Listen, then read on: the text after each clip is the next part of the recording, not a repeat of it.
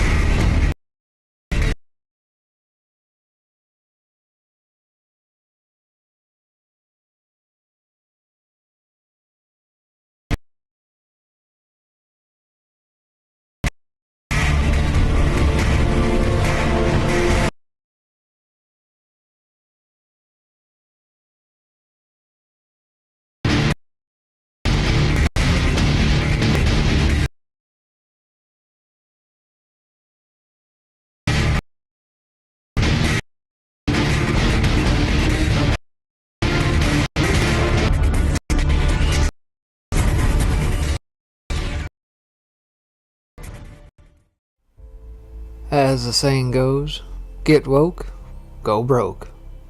We, the people, recently learned that 200 woke corporations, part of the Civic Alliance, and 90 CEOs in a Zoom call, went on record to oppose election integrity laws in Georgia. These corporations think they know what's best for we, the people. These corporations think they wield more power than we, the people. These corporations openly flaunt and thwart the will of we, the people. These corporations hide behind legal terms like personhood, thereby giving said corporations, dead entities, rights like we, the people. These corporations virtue signal at every opportunity what values we, the people, should embody. We, the people, have forgotten how to play the game, and it's time we, the people, step into the light of the Great Awakening. We, the people, have more power than they know. We, the people, have the ability to vote with our dollars.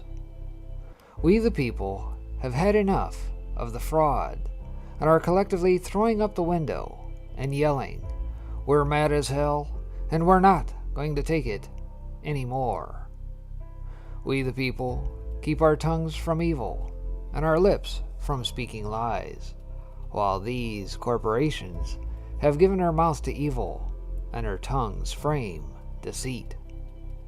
We, the people, will have no fellowship with the unfruitful works of these corporations. Rather, we, the people, admonish them. We, the people, having souls, know our rights are inherent and come by the hand of God, whereas these corporations are soulless and rely upon man for their privileges, masquerading as rights.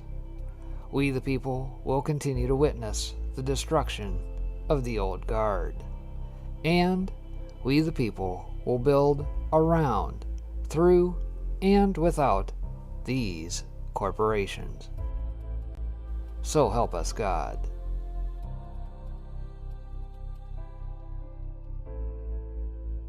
This has been a PSA by Breaking Spectre.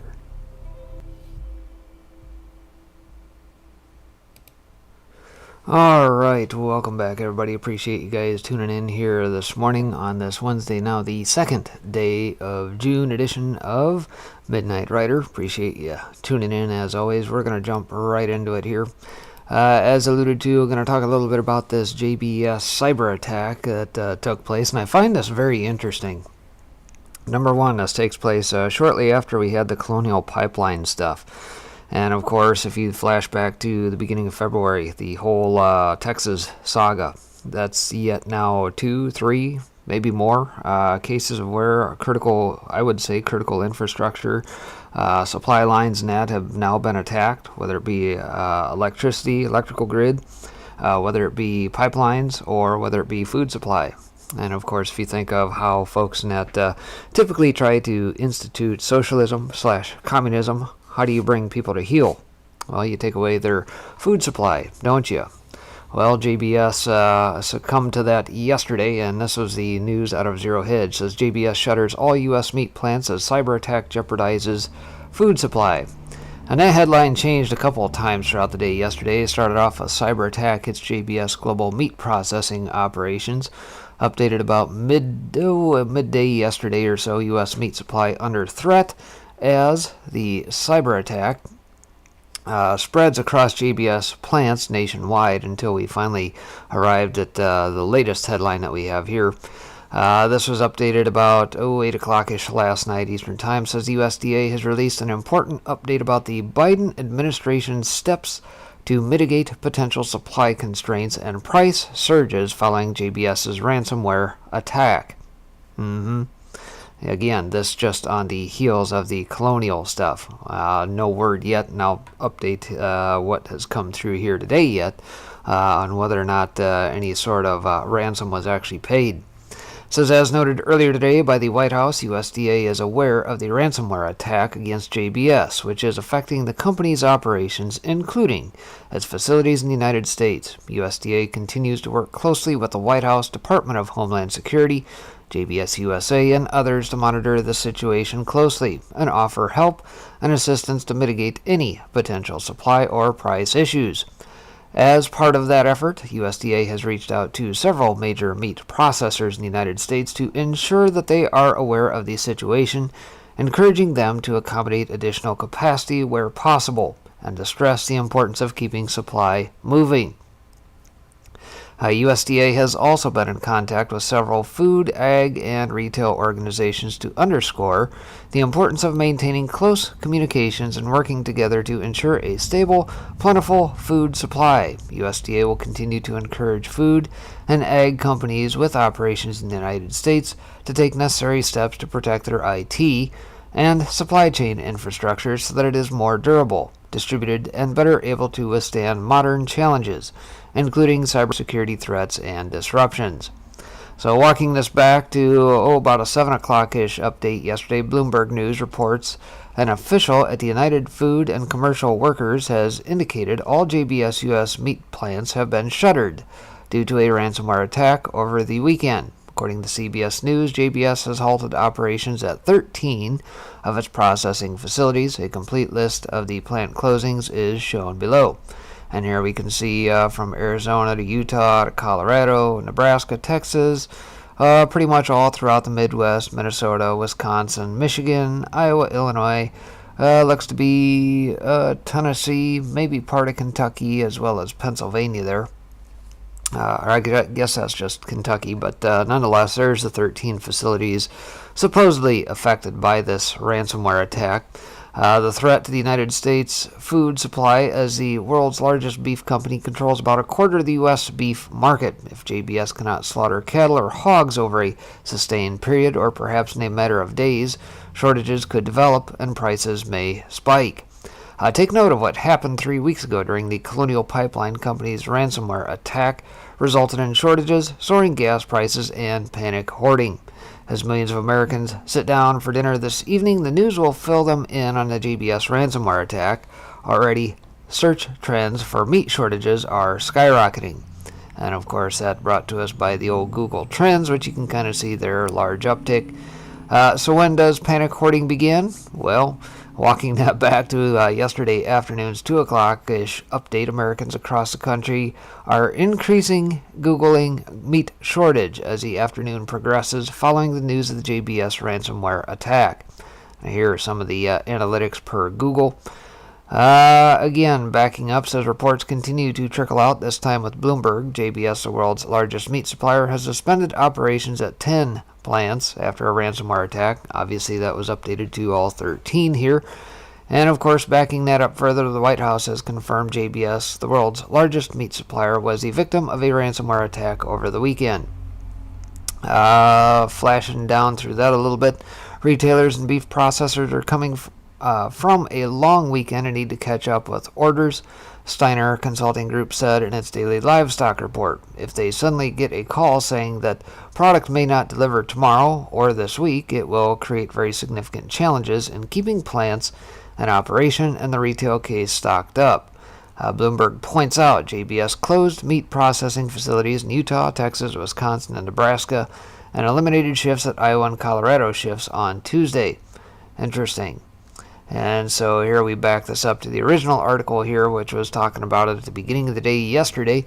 JBS USA, the world's largest meat supplier, released a statement Sunday evening saying it was the target of an organized cybersecurity attack. And again, this on the heels of what we just experienced via Colonial, and that here on the eastern coast, if you will. And I also find the timing very interesting because it hasn't been all that long ago. We talked about a little event coming up here in June, which happens to be called Cyber Polygon. And if you recall, you can go back on the archive channels here and find that particular episode. That is indeed coming up here in the month of June. It was carried out last year as well, very much along the lines of a simulation, as it were, much like Event 201 was back in October 2019, ahead of all this coronavirus business.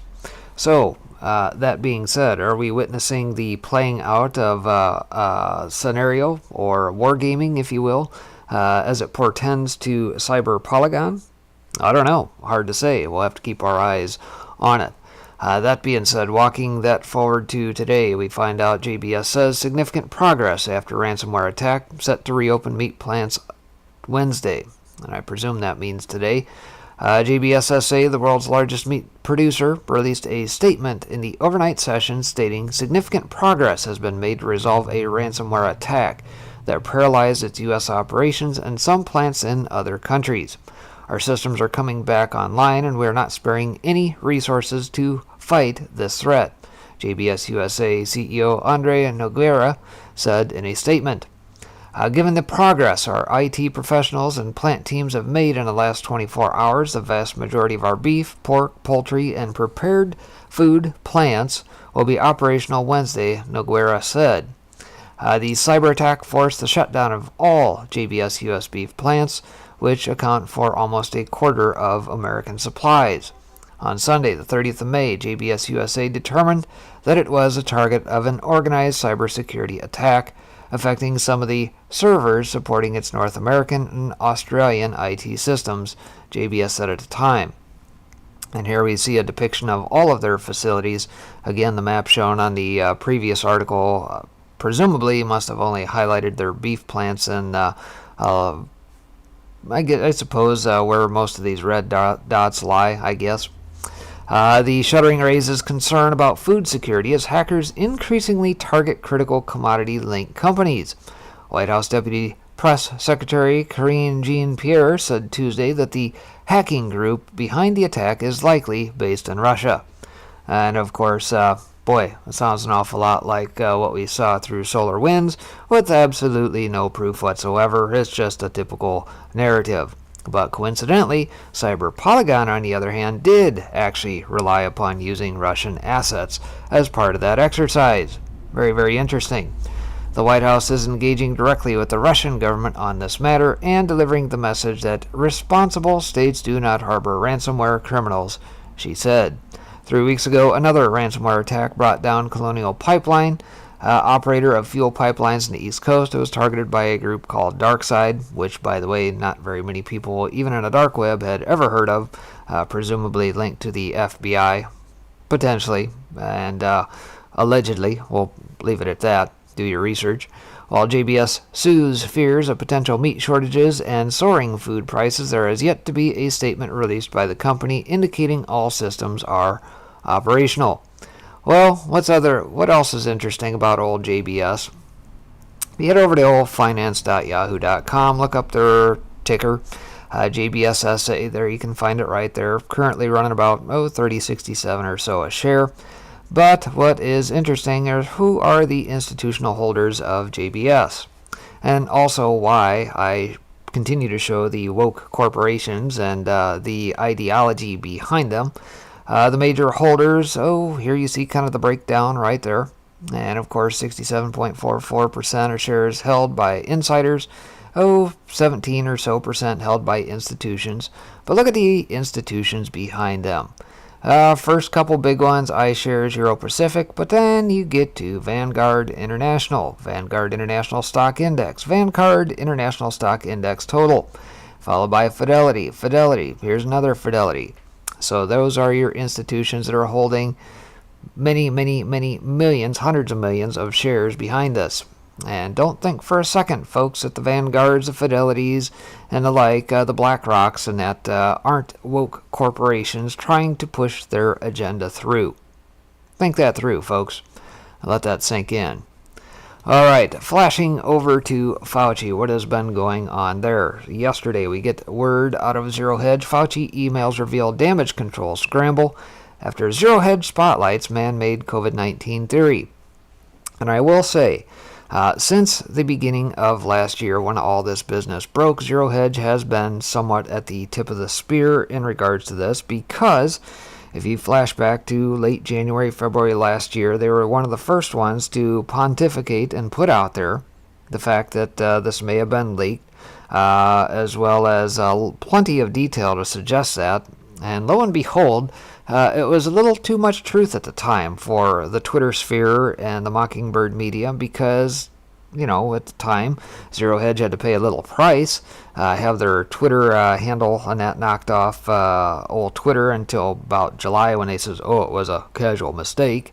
No, there was just too much truth that early in the story.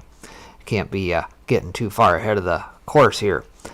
Anyway, in January 2020, when the World Health Organization insisted that COVID-19 wasn't transmissible between humans, and Dr. Anthony Fauci said that the risk to the American public from the virus was quote-unquote low, officials at the National Institutes of Health were scrambling to perform damage control after a controversial and now withdrawn study suggested that there were HIV-like insertions, including SARS-CoV-2.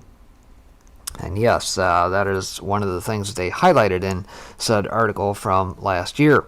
The fact that it was very much on par with HIV. The study, Uncanny Similarity of Unique Inserts on the 2019 nCoV spike protein to HIV-1, GP120, and GAG, posited that segments of the virus RNA had no relation to other coronaviruses, such as SARS, and instead appeared to be closer to HIV. And here was, pictorially a depiction of that. Specifically, to further investigate if these inserts are presented in any other coronavirus, we performed a multiple sequence alignment of the spike glycoprotein amino acid sequences of all available coronaviruses. Sample size of about 55, and all the stuff behind that. We then translated the aligned genome and found that these inserts are present in all Wuhan 2019 novel coronavirus viruses, except the 2019 nCoV virus of bat as a host. And there's the figure they cite. Intrigued by the 4 highly conserved inserts unique to 2019 nCoV, we wanted to understand their origin. For this purpose, we use the 2019 nCoV local alignment with each insert as query against all virus genomes and considered hits with 100% sequence coverage. Surprisingly, each of the 4 inserts aligned with short segments of the human immunodeficiency virus 1, HIV-1, proteins. The now withdrawn paper piqued the interest of several journalists, including Zero Hedge, whose account Twitter banned one day after we updated our coverage of the article, claiming we quote-unquote doxed a Chinese scientist in an earlier report. That was brought to us by BuzzFeed, by the way. Thanks to a recent Freedom of Information Act request for Fauci's emails, we now know that the National Institute of Health was not only aware of the Indian report, but were actively discussing how to handle it. A January 31st email from AFP's Issam Ahmed asks NIH immunologist Dr. Barney Graham for comment. Says, I was told by a contact, there we go, you may be willing to give an opinion of this paper that has just gone live. It suggests the new coronavirus has 4 inserts similar to HIV-1, and this is not a coincidence, reads the email. And here's the email in question dating back to January 31st, talking about that. It says Graham immediately forwards the correspondence to the Office of Communications and Government Relations, OCGR, yet another jambalaya word salad of acronyms that probably nobody knows about, saying this is one we don't want to answer without high-level input, but wanted you to know about the rising controversy. And here you see that in question. 2 days later, Jennifer Ruth, OCGR, replies, telling Graham OCGR is going to send a note to the reporter to decline, noting that the paper is not peer-reviewed. Please let us know if you receive similar requests. And there's the chain of emails depicting that.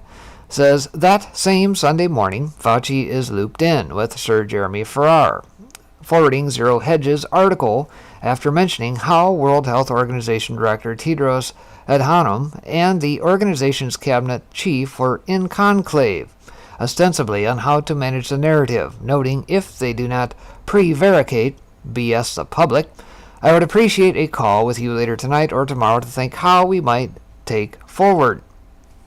Do you have a minute for a quick call? Fauci replies after having called the Indian paper really outlandish. And here we see the depiction of that. Anthony Fauci, the Indian paper is really outlandish. Agree about John Cohen's nice summary.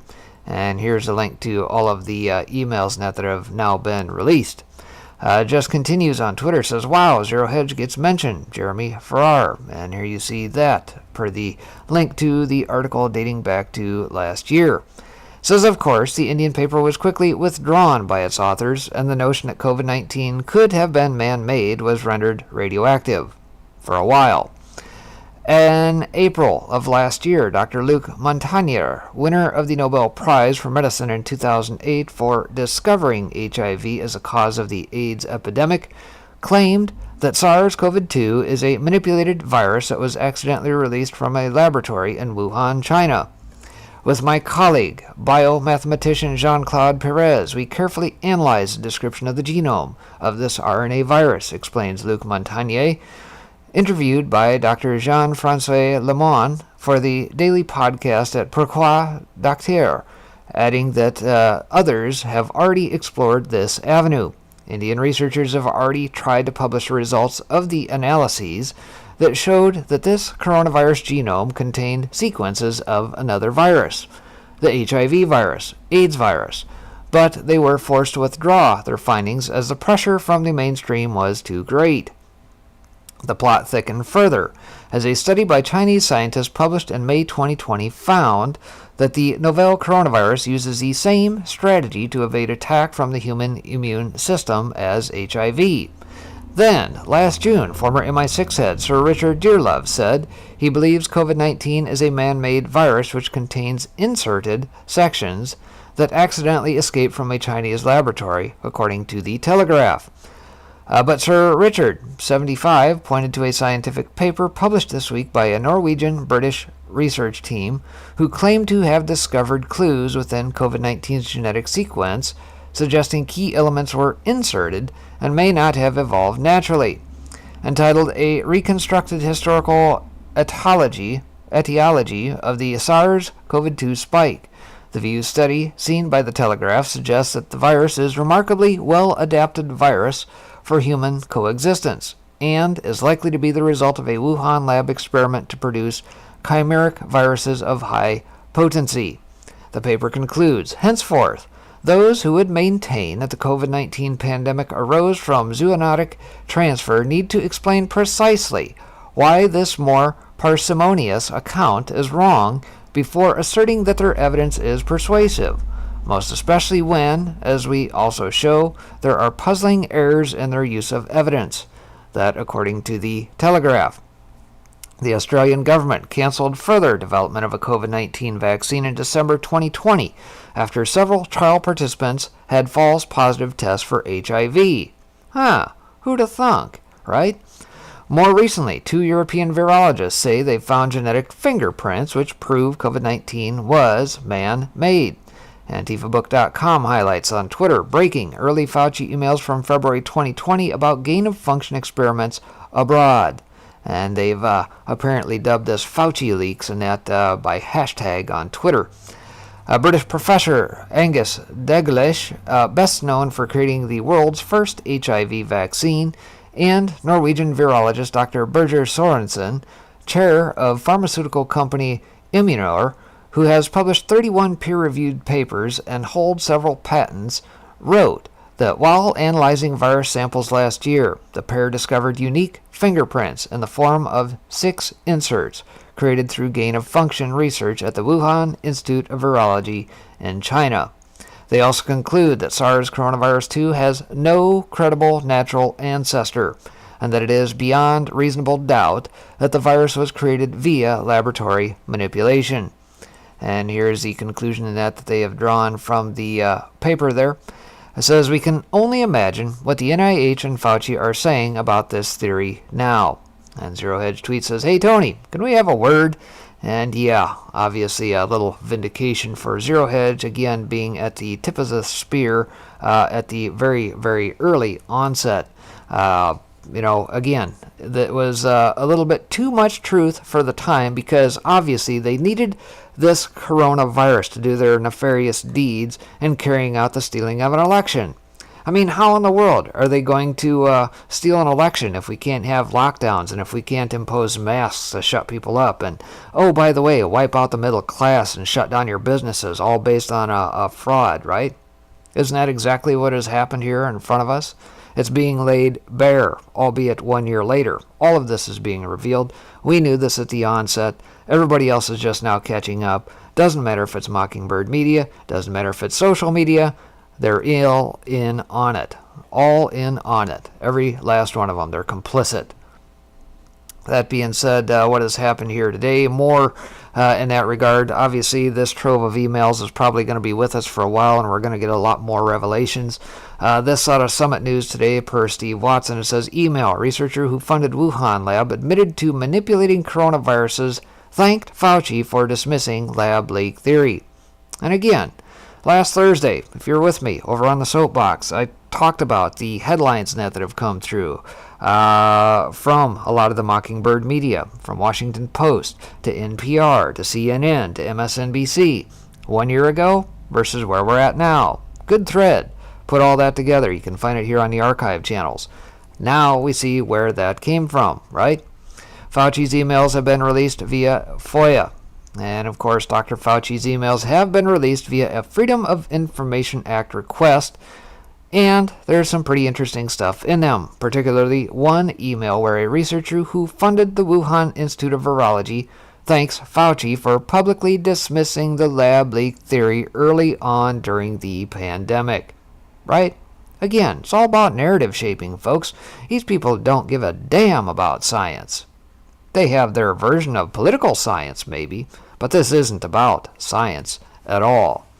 The email from Dr. Peter Daszak, president of the EcoHealth Alliance, a group that has extensive ties to the Wuhan lab, gain-of-function research, sent the email to Fauci on April 18, 2020, roughly 6 weeks after the outbreak had taken hold. And here is the email in question, dating April 18th, from Daszak. Thank you for your public comments regarding COVID-19's origins. Tony, CCing David so that you might pass this on to Tony once he has a spare second. You know, he's pretty busy standing in front of the podium with Trump at that time, right? Spewing a bunch of garbage. That's exactly what he did. The email states, as the PI of the ROI grant publicly targeted by Fox News reporters at the presidential press briefing last night, I just want to say a personal thank you on behalf of our staff and collaborators for publicly standing up and stating that the scientific evidence supports a natural origin for COVID-19 from a bat-to-human spillover, not a lab release from the Wuhan Institute of Virology. From my perspective, your comments are brave and coming from your trusted voice will help dispel the myths being spun around the virus's origins. Once this pandemic's over, I look forward thanking you in person and let you know how important your comments are to us all. In other words, thanks for running front and cover for us while we do our dirty deeds behind the scenes. That's what that says. Fauci responded to the email the day after writing, "Peter, many thanks for your kind note. Best regards, Tony." There you have it. Dachik, who also works for the World Health Organization, is on record admitting that he was involved with manipulating coronaviruses. Here's a video of him talking in December 2019 about how good the viruses are for messing around with in the lab. Yeah, I guess this is just like a little science experiment like you would do in your college or high school biology class. Just mix a little of that here, a little of this over here, gain a little funding. Yeah, we're just messing around, right? Let's take a peek at this. Earlier, you closed the meat markets, giving them economic, health-based reasons, right? Another one is global wildlife trade. Yeah. What are you doing there? Well, we're trying to look at patterns of wildlife trade that include a risk of new diseases emerging. So we're doing a couple of things, really. So one is around SARS. We focused on SARS. Coronavirus emerged from a wildlife market and was the first pandemic of this century. So it's a big event. So we started to trace back from the wildlife market which species carried the virus that came into those markets. We found that it was bats, not civets, was the original idea. Right. So then we started looking, where did they come from? And we went out to southern China and did surveillance of bats across southern China. And we've now found, after 6 or 7 years of doing this, over 100 new SARS-related coronaviruses, very close to SARS. And I'll pause that there because obviously this goes on for about 35 minutes. I'll go ahead and drop the link out there in chat for you guys to peruse at your leisure. But obviously we know that narrative now is all BS at the start. Bat to human transfer baloney. Dachik notes that the coronaviruses are pretty good. You can manipulate them in the lab pretty easily. The spiked proteins drive a lot about what happens. You can get the sequence. You can build the protein. We work with Ralph Barrick at UNC to do this. Insert into the backbone of another virus and do some work in a lab. Elsewhere, the emails show that Fauci also knew very early on, before the World Health Organization even declared a pandemic, that researchers suspected the virus had been potentially engineered in a lab, as this exchange with Christian G. Anderson of the Scripps Research Institute from January 2020 shows. And here we see a tweet out of Rashim J. Kassam says, "At the very minimum, this show's lab leak, or worse, was taken exceedingly seriously and was never a conspiracy theory.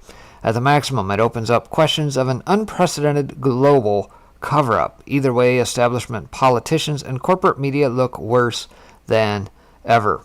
And here is the email in question from January 31st of last year. Christian G. Anderson there to copying Jeremy Farrar to Fauci and company. Says, "Hi, Tony. Thanks for sharing. Yes, I saw this earlier today, and both Eddie and myself are actually quoted in it. It's a great article, but the problem is that our phylogenetic analyses aren't able to answer whether the sequences are unusual at individual residues, except if they are completely off. On a phylogenetic tree, the virus looks totally normal, and the close clustering with bats suggests that bats serve as the reservoir. The unusual features of the virus make up a really small part of the genome, less than 0.1%. So one has to look really closely at all the sequences to see that some of the features potentially look engineered." Interesting. The emails with Fauci showed that Dachik had already dismissed the lab leak notion nearly a year before the investigation began, and despite other researchers saying it looked potentially engineered. Perhaps the most disturbing part of this is that Dachik was one of the lead investigators on the WHO panel tasked with looking into the origins of the pandemic. Oh, nothing like the fox watching the hen house, right? Sure, we're not going to find anything. It's like asking Eric Holder to investigate himself, like under 44, right? No, we never found any wrongdoing in the DOJ. No, of course not. Is it any surprise that this guy, whose organization has shoveled at least $600,000 to the Wuhan Institute of Virology in the past few years to play around with coronaviruses inside the lab, determined within 3 hours of visiting the lab in February 2021 that there was nothing to see here? Of course. Dachik, like Fauci, has also since denied that there was any gain-of-function research being conducted at the Wuhan lab, and that it wasn't being funded by EcoHealth Alliance or via the NIH with U.S. tax dollars. I guess all those records that we have found, I guess, must be lies, right? These are blatant lies, as there is mountains of evidence that confirms this was exactly the case. Why would they deny it when they can be so easily proven the research was being conducted? Another interesting factoid about Dachik is that he was employed as an expert fact checker by Facebook when it was monitoring and removing misinformation about the origins COVID on its platform. If all that doesn't scream of cover-up, then what does? And that's a very good question, and where we'll leave it here today. Like I said, quick and dirty update on a couple things going on. Obviously, we'll be live here in just about another hour and a half over on the 5x5 channel here today. Want to spend a little bit of time going through these and not cloud up our normal program, because obviously there is so much going on, but nonetheless. There you have it, folks. I'm sure we're going to see a lot more spill out in days ensuing in regards to all of the shenanigans that took place and now out in the public purview, to obviously take a microscope through and look and see just what exactly old Fauci knew and when. Kind of looks to me like old Fauci and even Gates and company are probably been thrown under the bus. So, that being said, appreciate you guys tuning in. As always, that's been a short update here for today, and we'll see you back here on the next one. Take care. God bless everybody.